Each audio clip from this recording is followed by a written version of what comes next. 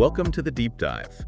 Today, we're cracking open something we all experience pretty much every single day, our routines. That's right. We've got a really interesting look at this through a conversation between Jennifer and Daniel. They shared the rhythms of their days on the English Leap podcast. Exactly. Jennifer and Daniel, they basically gave us a tour of their typical mornings, afternoons, evenings, the whole thing.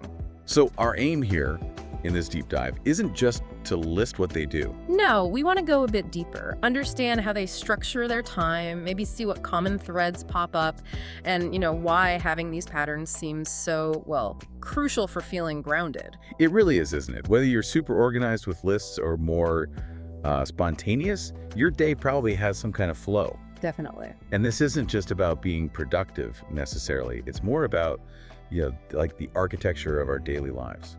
Good way to put it. So by looking at Jennifer and Daniel's days, maybe we can find some ideas, some principles that you, listening, could apply to your own day. Yeah, find some inspiration, perhaps. Okay, let's unpack this. Starting with the mornings.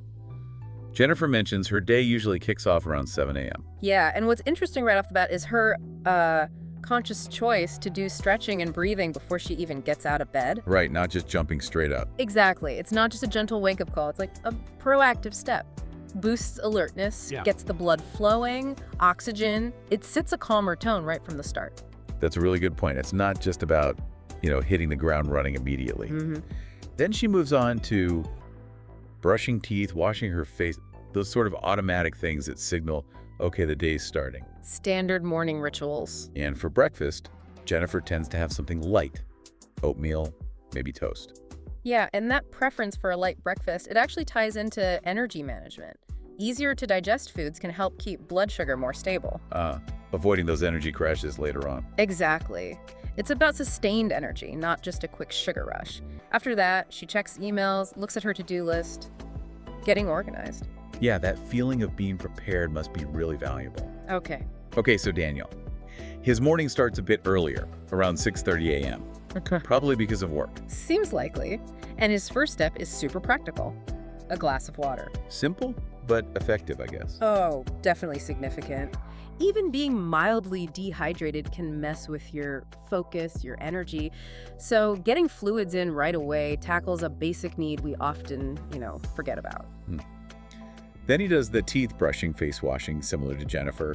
These basic hygiene things seem like important markers. They really are. Little transitions into the active part of the day. And his breakfast is a bit more substantial: eggs with toast, or maybe a smoothie. Which might reflect needing that energy boost for an earlier start, like you said. Makes sense. He also checks his class schedule, getting ready for that side of his day. So what we're seeing, even with the differences in timing or what they eat, is this shared focus. They're both doing intentional things to feel prepared and in control. Right, building a foundation before the day really gets going. Exactly, setting the stage. Yeah. Okay, so mornings set the stage.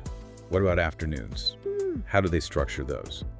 For Jennifer, this is often her peak focus time. Classes, studying. Right. She mentions tackling work by taking it, one step at a time. And that strategy, breaking down the workload, especially for long study blocks, that's key for staying focused, avoiding burnout. Yeah, I can see that. Plus, the short breaks she takes, stretching, moving around, vital for keeping the mind sharp, fighting off that feeling of just sitting there forever. Absolutely. And lunch, she keeps it light again. Yeah. Salad, sandwich. Specifically says she wants to avoid feeling sluggish. Smart move. That post-lunch slump can really kill productivity, can't it? Oh yeah, so she tackles the bigger assignments then, while her energy is still pretty good, aligning tasks with her energy cycles. That's such a crucial part of making routines work, isn't it? Understanding your own energy rhythms, scheduling the tough stuff for when you're at your best. Her light lunch directly helps that afternoon focus. Totally. Now, Daniel's afternoon sounds busier. Meetings, project work. Yeah, seems packed. But interestingly, he also prioritizes short breaks. A quick stretch, maybe a snack. It really highlights that need, doesn't it? Even in a hectic afternoon, you need those little moments to recharge. Absolutely. Prevent burnout, maintain focus. For lunch, he says around noon, he makes a point of stepping away from work completely. Well, that's good. Not eating at the desk. Right. And he goes for healthy stuff, quinoa salad, turkey sandwich. Again, thinking about avoiding that energy slump later on. So it's that deliberate choice again. It is. The physical separation from work during lunch, that's important for a mental reset. It allows for a proper break. And the healthy food choice is, a proactive strategy, sustained energy, not a quick fix that leads to a crash. Makes sense. Then he focuses on those key projects, the ones needing real attention.